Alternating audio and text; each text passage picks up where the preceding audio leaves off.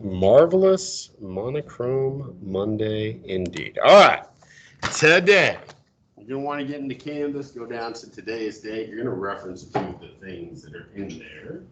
But today we are going to talk all things DBQ. As I announced last week, you are going to have a DBQ essay this week. Kind of how it's going to work. It's open now. If you want to go home and write it tonight, more power to you. But essentially, we're going to do some practice, some review of how to do the DBQs today.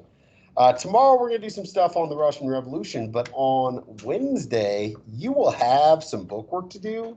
You can either do that in class or you can choose to do the essay in class. The thing is, the essay, DBQs, while they look scary, they're really not that hard. They just take a long time to set up. So the College Board recommends you get a full hour. Problem is, we only got 50 minutes in a class period. So I figured I'd give you the option. I mean, ideally, I think it'd probably be best if you did it at home. But if you know for a fact you're not going to write this thing for homework, do it in class on Wednesday, get it done. As long as you have it submitted Thursday before 11:59 p.m., you're fine. But again, you're going to have some freedom exactly when and where you do it. That's kind of what's going on. Like I said, today we'll review all DBQ stuff. Tomorrow we'll do some Russian Revolution stuff. Wednesday, you're going to have some book work over the interwar years. Thursday, kind of extend on that, watch some videos that go with it. And then on Friday, I'm still kind of, I don't know, it's up in the air. Might just be a catch-up day, especially considering the other thing that we're taking up this week is your first notebook check. Notebook check will be due on Friday, again, before midnight. You've got two things in there already, your book work over World War I and the PowerPoint notes. There's going to be two more things we'll add this week, and that should essentially be it.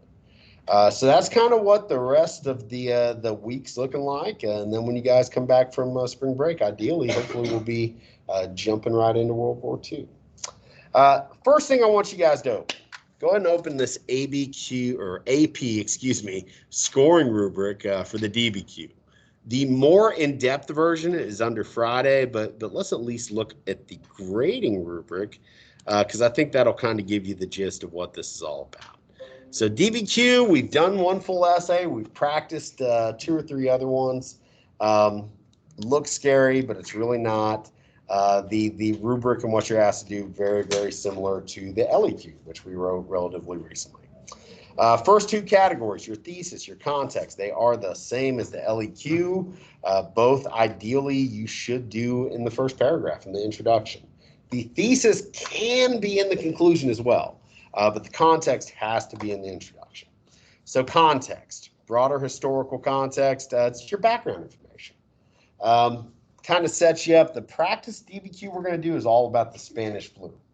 So if I was to write that essay to establish context, well, I'd probably go right before the Spanish flu. I'd talk about World War I. I would talk about the things that led to World War I and kind of build up to the fact that, all this movement, in relation to the end of the war is kind of what leads to the Spanish flu. I mean, that to me is a perfect way to establish context because, again, your context is basically just introducing the reader to the world at that time, okay? You do got to be specific.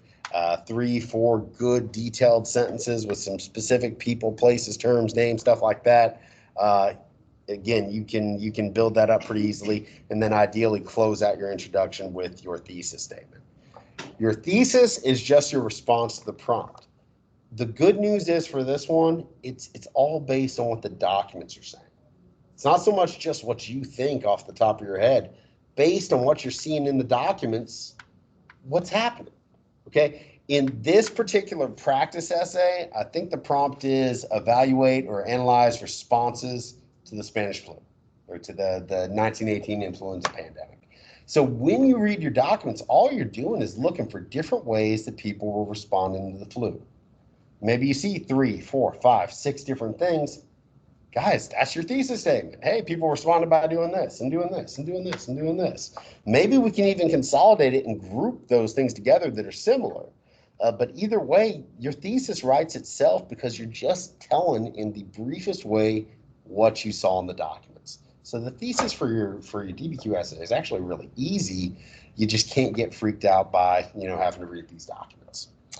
Next, evidence. This is where it kind of changes from your classical LEQ. The majority of your evidence is coming from the documents itself.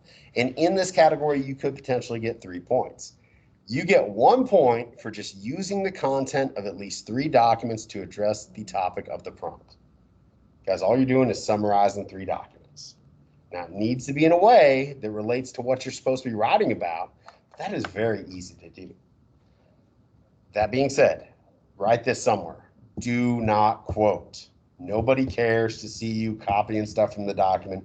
That is not a skill. Put it in your own words. Put it in your own words in a way that you're addressing the prompt. That isn't hard. You can do that in a few sentences. That is almost an automatic point if you just try for it. Okay? 3 documents, pretty easy to do. You can transfer that over to 2 points if you support your argument. You really tie it to your central argument, and you use the content, of at least 6 documents. Now, there are always going to be a total of 7 documents, meaning that there's one that if you don't understand or you just don't like or you don't have time, you don't absolutely positively have to use. I would try to use it if you can, just in case you screw up on some of the documents. But really, if you can do it for 6, that's fine. You can get 2 points there, but just make sure you really are connecting these very clearly to your writing prompt, to your thesis. All that stuff's given to you. It's there. You just got to read it and think about it. But there is 1 point for evidence beyond the documents. Okay, this is something connected to your topic, and in this case, the Spanish flu, that doesn't show up anywhere in the documents. This is some outside knowledge you possess. And sometimes you'll have a bunch of stuff, sometimes you won't. That's one of the harder points to get because you do have to have some content knowledge. But a lot of times, these DBQs, they're things they're all things that we've at least somewhat addressed at some point. So hopefully you have something there. Just make sure you're being specific and make sure you're not just name dropping or bringing in random evidence that has nothing to do with it. Your last kind of overall category, analysis and reasoning. Now, the last one is the unicorn point, the same as always. It's that complex understanding. And to get that on the AP test is going to be really hard. In here, it's not impossible at all. It needs to be an awesome essay. You need to use all the documents. You need to give me bunches of evidence. You really need to show a clear understanding of the topic. You kind of need to go above and beyond.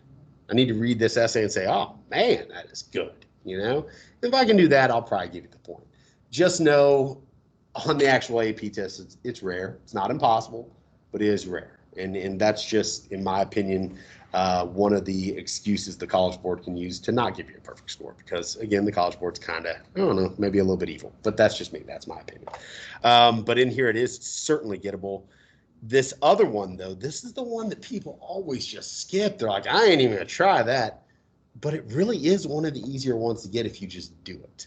This is your document sourcing, your CAP, for at least 3 of the documents. I'd probably do at least 4 just to give you some wiggle room. Explain how or why the document's point of view, purpose, historical situation, and or audience is relevant to an argument. You're looking at who this person is or who it's for, what it's for, kind of the time period and the background it's coming out of. And you're trying to explain how one of those things may kind of shape or twist the document, may cause it to say certain things, maybe not say other things. Because you got to think people are biased, people have agendas. Just because something was written 150 years ago, don't exactly make it true. It's just like today. Now, this is not a right or wrong thing. You may be completely off the mark, but as long as you express yourself and demonstrate that you're critically thinking about the document, you're usually going to get these points. Okay, it's not as bad as it seems. I'm going to try to give you some examples of some things with the practice documents that you could use. The biggest thing is use your imagination. This is all speculative. This is you getting kind of inventive. Hey, this guy works for the government, so he probably said that because of this. You're not going to know if it's true.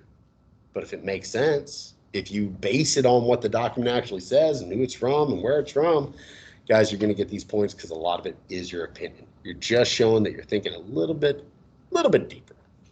So that's how you're going to be scored. As far as the grading scale, it's a little bit different from the LEQ because there are more points. If you just write this essay and turn it in on time, the worst you can get is a 60 with a little bit of effort. Now, 2-3 sentences is not an essay. That is not effort. I'll give you something, but it may not be a 60. But if I see an actual attempt at an essay, even if you are just bewildered, I'm going to give you a 60, okay? Because that's just for trying, because I get it, these essays, they can be, pretty difficult, but really, once you get into it, I'm telling you, it's not as bad as you think. If you can get just 1 point, you get a 70. And from there, every point you get, there's 5 points added on. For 5, 6, or 7, you're getting an A. All right. This is something that hopefully can help you. Getting 1 point, just summarizing 3 of the documents, that is not that hard. So do your best, try your best. But know if you do put forth some effort, the worst you're going to get is a 60. All right, the next thing I need you to access is the practice DBQ over the 1918 influenza pandemic. It should look like this. Now, this is a modified version of the 2015 essay prompt. And I say modified because back then you had to use 9 documents. So a couple of them I deleted for you. Now it's actually a little bit easier, but still. So the prompt says, and this is always the biggest thing, spend a second looking at the prompt. Sometimes they're kind of wordy and complex. This is real easy. Using the following documents, analyze responses to the spread of influenza in the early 20th century. So when you're reading the documents, that's what you need to be asking yourself. In this document, how are these people responding? What sort of things are they doing? Are they wigging out and not doing anything, or are they taking some proactive steps to try to mitigate the spread of this? Again, it's based on your interpretation, but that's what you need to be looking for. How are they responding? Because you're using these documents ultimately to answer the question. They didn't pick these documents by accident. It's very purposeful. Now, sometimes, especially on DBQs, they'll give you like some background information, some hints, some maps, stuff like that. This one does give that. So they'll give you the historical background. The influenza pandemic of 1918 to 1919 killed an estimated 50 million people, many more than the total fatalities of the First World War. Approximately 20 to 40% of the global population became ill. And really, they do this because on the AP test, it's the end of the year. You're going to have forgotten some stuff. So sometimes they'll throw you a bone, give you some background information. That way, hopefully, it kind of triggers something in your memory. Sometimes they'll also give you a map. We saw that on the Portuguese maritime trade one that we practiced. But here, they're going to reference different areas that the Spanish flu was, very prevalent. They give you a map just kind of showing you where this is. Again, there might be some conclusions you could draw based on the map, but for the most part, this is just to give you a visual reference. From there, we got our 7 documents. Always start with the source, because that can give you some stuff, especially when it comes to sourcing the document. That can kind of put you in the right frame of mind. Sometimes it can actually tell you how they're responding in the document. And then read it. Just read through it one good time. And as you read, guys, I want you to write 1 or 2 words for each document that pretty much tell you in this document how people respond. All right. So here's what we're going to do over the next 15 minutes or so. Here's the game plan. And again, this is very similar to what we've done in the past, because this is how you do it. This is how you break it down, set it up.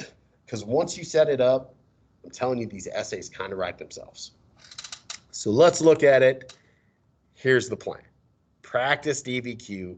I want you to go through as many of these steps as you can in the next 15 minutes. At the very least, though, the first 2-3 steps. That's absolutely mandatory, because the other ones you can kind of do on the fly if you had to. Step 1, and we just did it, read the prompt carefully. What is it asking you to do? All you were looking for when you read this document, each document, how are people responding to the flu? What are they doing? Okay. While you're reading these documents, create a brief summary based on the writing prompt. Now, that sounds like I want a couple sentences. No, no, no. I need 1 or 2 words. How are they responding in this document? Quarantine. That would be a summary. Nothing. They're not responding. That would be a summary, okay? 1 or 2 words is fine for these summaries. But again, you just kind of want to use this to keep track of the different sort of things that you're seeing. Step 3, group the documents based on similarities. Your group should help form your thesis. In all likelihood, And this actually used to be a point category in itself, grouping. It's not anymore. It's not mandatory. But in all likelihood, in these 7 documents, you're going to see 2 or 3 of them that are essentially doing the same thing. So while you could put in your thesis, oh, people were doing this and this and this and this and this, you could put 7 different things if you really wanted to. That gets really wordy. If you can find a way to group your documents together, like I'll give you a hint, there's more than one where they're talking about people engaging in volunteer work. Maybe so maybe like documents 2 and 3, well, they're talking about volunteers, so maybe one response would be promoting volunteer work. Okay, that's what we mean by grouping. You put ones together that kind of sort of are doing the same thing. And if you can do that, instead of having a big long thesis, well, then maybe you've got 3 broad types of things that they're doing. Hey, people responded to the Spanish flu by doing this and this and this. And once you've got that, guys, well, the grouping of the documents not only gave you your thesis, but it also gives you the structure of your essay. I mean, it makes sense to talk about the documents together that it's all about volunteering. It makes sense to talk about the documents together that do something else. Again, it's all in the setup. That's the secret of this essay. If you take the time to set it up, the rest of it just kind of flows, okay? It does itself. If time permits, step 4 and 5, you might want to just think about. Brainstorm ideas of how to establish context. Well, Spanish flu, World War I leads to it. Talk about World War I. Just kind of makes sense. How to structure your essay. We just talked about that, but it's always good to kind of have a game plan of, hey, in the first big body paragraph, I'm talking about documents 1 and 2 because they kind of go together. In the second body paragraph, I'm talking about documents 3 and 4 because they kind of go together. Again, you're not going to be doing this today, but remember, we don't want quotes. We want kind of summaries, brief summaries that help to support your thesis, because that's what this is. You're using the documents to help prove your point. And then at the end, and this would obviously be before you actually start writing, try to identify at least 3 documents that you can maybe do some sourcing in, that you could ask some questions about, that you could say, hey, this guy is a British colonist, and he's talking about Africans, and maybe he's making this up to make the Africans look bad. There's a document like that. Again, that's what we mean by sources. It's just you kind of asking questions, drawing conclusions. So we're going to do this, and I'm going to give you about 15 minutes. Try to get through as many of these steps as you can, but at least the first 3. Read all the documents, maybe on a piece of scratch paper or in your notebook, maybe label it document 1, 2, 3, 4, all the way to 7. And then as you read, guys, just off to the side, write quarantine or whatever you see there that is the big response or the types of responses. You may see more than one that you see in that document. Then once you're done with that, then you can kind of try to do the rest of it. But 15 minutes at the very least, read through the documents, label them, kind of how people are responding, and then go through as much as you can. Any questions about how the next 15 minutes should look? All right, go ahead and start now. Time is of the essence. At the end, we'll discuss this. I do need some participation, so please be willing to do that. But if we can do that, I think you're going to see this whole thing ain't really that bad. 15 minutes starts now. We'll get back together at about 10:35, maybe a little bit earlier if everybody looks like they're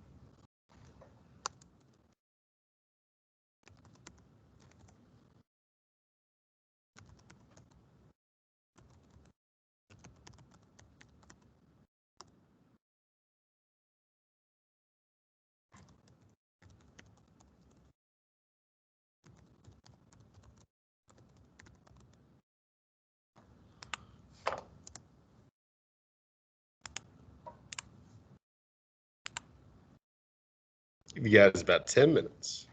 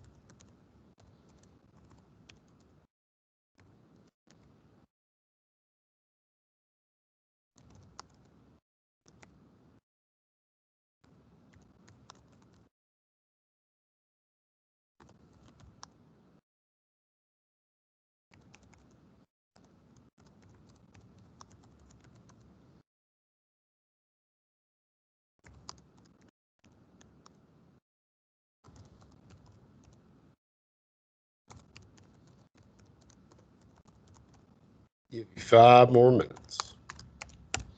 You can try to get through as many of those steps as you can.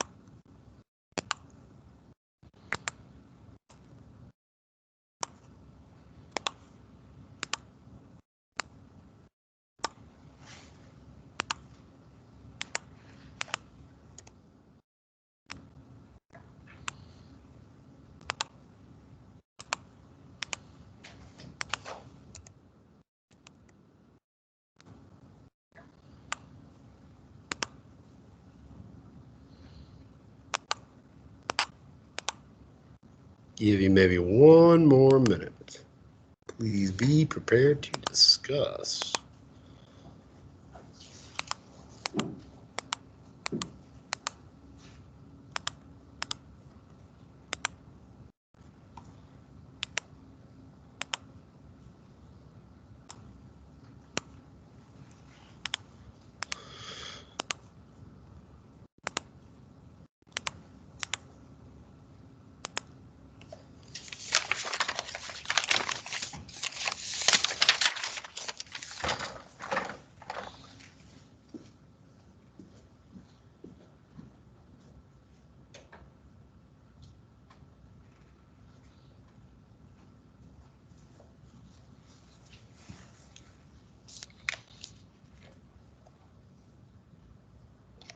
All right, guys.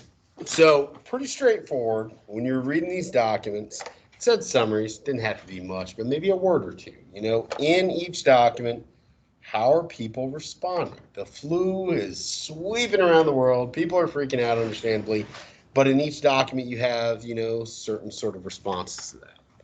So when you read these documents, of course, you always want to start off with the source. So like document 1, we've got a medical doctor. He's writing a letter to one of his buddies. He's at a U.S. Base near Boston. A lot of bad stuff's going on. So in this document, document 1, somebody tell me, how are people responding? What sort of responses do you see?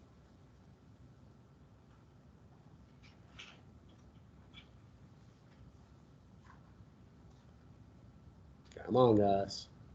What are you seeing? Aaron. They didn't do much.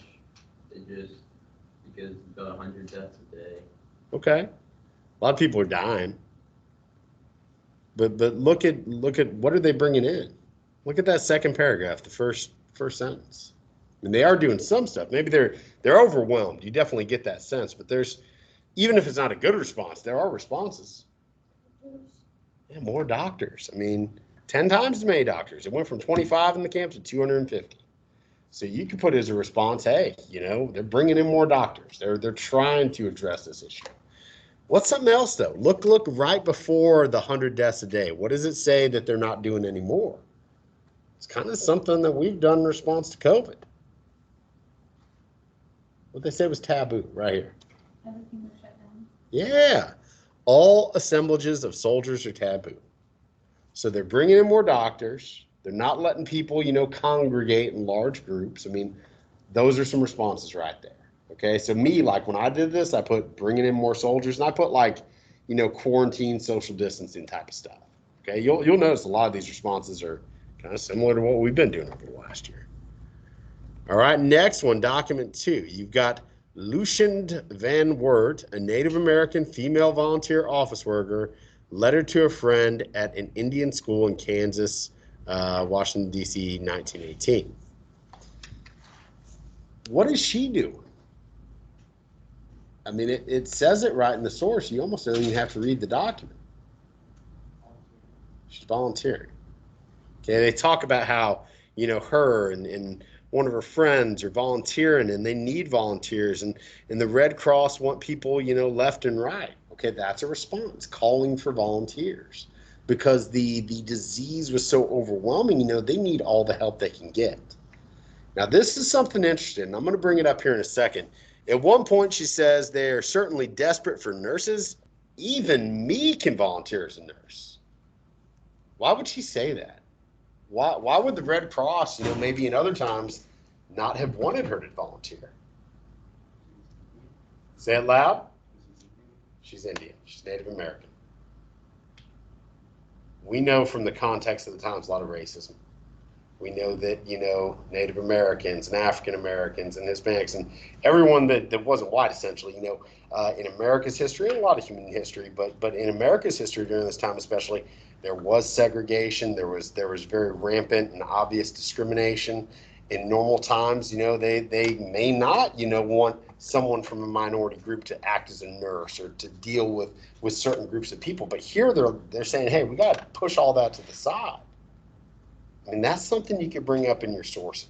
Okay, and I'll actually show you an example of where I did that here in a second, but that's the sort of stuff to look for, guys. Now, do I know all that's true? Not 100%, but I'm speculating. I think it makes sense that she would say it that way because of her race, because of probably some of the persecution her and her family have faced in their lives. Again, we have no way of knowing if that's exactly what she meant, but it's an interesting conclusion to draw, and that's all you got to do to get these cap points, guys. Next one. So we got volunteering, we got more doctors, social distancing, quarantine type stuff. Let's look at document 3. This one's really messed up. Here, this is a report on the epidemic of influenza in Sierra Leone. This is from a British colonial government official. How are people in this situation responding? What are they doing to those people that get sick? Yeah, they're giving them the boot. They're isolating them. They're saying, get away from us. Don't come into our house. We're not going to help you. So you could say, they're basically shunning or deserting patients, but they're also, and you got to read between the lines, they're also kind of self-quarantining. They're trying to keep themselves away from the sick. Well, we saw something similar to that earlier with, not allowing large groups to get together. Yeah, it's not the exact same thing, but it's close enough. Document 4. This one's pretty interesting because there's a few different things going on here. This is an editorial from the Christian Science Monitor, Boston, Massachusetts. What's going on here? How are people responding? How are they explaining things? What's their kind of mentality on this? God is punishing them, or is it? Okay. So in one way, I guess you could say they're relying on their religious beliefs. But look at the first paragraph. I mean, they're saying, people, hey, maybe this is God's plan. Who really knows? But what are they talking about? Some people are saying they should do with churches. Shut them down. And we've seen stuff like that. Exact same arguments were being made, with COVID. A lot of parallels here. Maybe if you were writing this essay and you brought some of that up, I mean, that's one of the ways to develop a complex understanding. You're not actually writing this essay, but still. So here, you could say relying on the religious beliefs. You could say, some people, even though these people aren't advocating that, some people are saying, shut down businesses. You could put that with closures, quarantine, however you want to phrase it. Next one, document 5. You got 2 women from New Zealand recalling their experiences during this time period much later on, especially with this first one. The second one, they kind of talk about, wafting in sulfur from the fire. Maybe they thought that might keep them healthy. I don't know. But think about why they had been exposed. What were they doing in the first paragraph?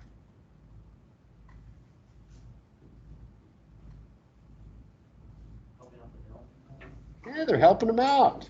Not getting paid for it. To me, that's the definition of volunteer work. Let's go to document 6. You got British soldier, East Africa. How are people in East Africa responding?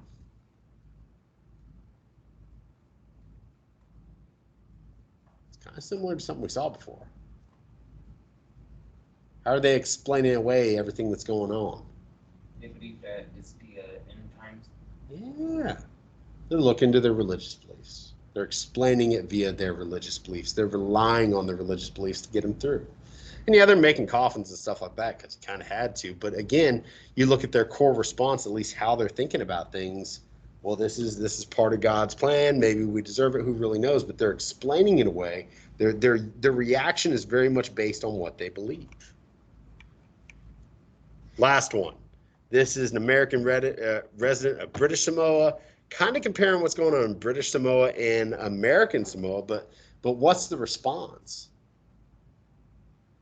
What are they doing with these ships that show up? Isolating them. They're isolating them. Sounds a lot like quarantine to me. Guys, it's not always going to be the exact same, but this is where we get to our next part, document grouping. You want to ideally, if you see these documents, they're kind of doing the same thing. And we saw volunteer work, and we saw quarantine. We saw a few different things. It's natural that you would lump them together in your essay. And once you kind of group documents, it makes it really easy to come up with a thesis statement. So let's kind of look at this. And I'm just going to throw some examples out of how I approached it. Your approach may be different, and that's fine. As long as it's got the same basic elements to it, you're good. We may see different things in the documents. As long as you explain kind of how you came to your conclusions and you use the documents to support your argument, Guys, this is an essay that kind of writes itself if you set it up correctly. So read the prompt carefully. What is it asking you to do? All you're looking for is responses to the flu. Okay, so you read the documents. I created my little brief summaries of what I saw.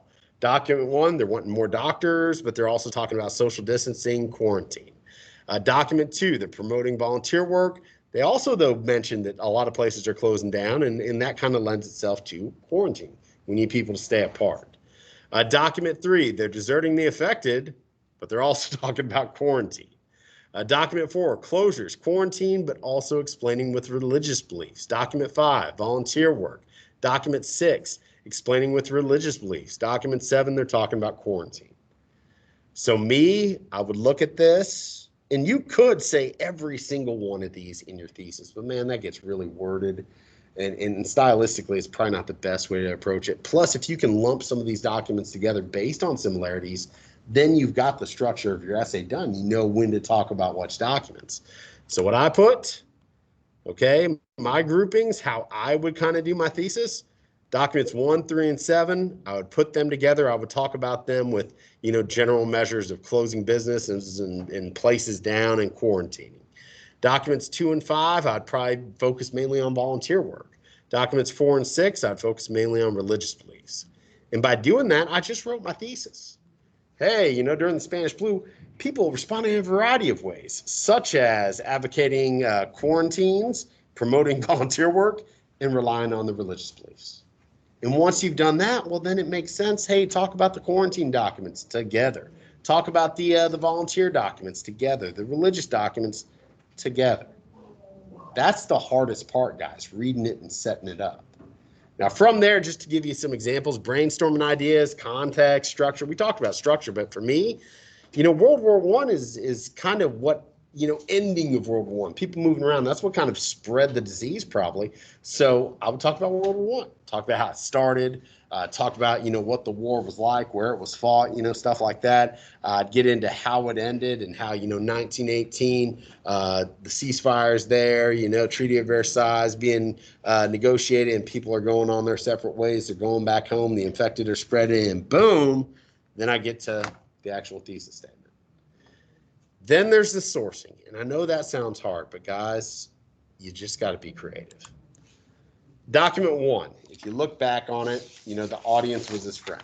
And this is a doctor who theoretically has the inside scoop. So for me, I think he's probably telling the truth. He's probably, being pretty accurate. So what I put, the audience of document 1 is a personal friend of a doctor stationed at a U.S. military camp. Considering this is a friend, the doctor is likely being truthful regarding the level of infection at the camp and how overwhelming the experience must have been. That's just my opinion, but it's based on what the documents say. The point of view, the one of the Native American, I put the point of view of document 2 is that of a Native American volunteer worker. She is surprised that the Red Cross is willing to accept her help, as she is a Native American and has likely faced a great deal of exclusion and discrimination given the time period in American history. Another one that I think would be really good in this, the one about the in Africa. And I think I said this earlier, from the British colonial official talking about how the African people were just turning out their sick, not really taking care of them. Maybe that's true, maybe it's not. I mean, he's British. You could talk about white man's burden. You could talk about a sense of cultural superiority, and maybe that's not what's really happened. Maybe the reason people are dying is the British aren't really giving enough medical aid, but he's making it sound like it's all the Africans' fault. I don't know that that's true, but it might be, and it's a conclusion you can draw. I'm telling you, the cap part, the document sourcing is not that bad. You just got to be creative. So like I said, the essay itself isn't due until Thursday before midnight. You will have a choice on Wednesday if you want to write that or do the bookwork for the day. If you do the essay, you can do the bookwork for homework or something like that. Or Friday's probably going to be a catch-up day. You can even do it then. But again, you'll not have quite as much time if you write it in class. So just kind of think about that. I'm giving you some freedom, but make sure you get in. Make sure you put forth some effort. Make sure you get in on time. It is going to be our first test grade of this 6 weeks. We also got the notebook check on Friday. Y'all have a fantastic day. We'll see you tomorrow.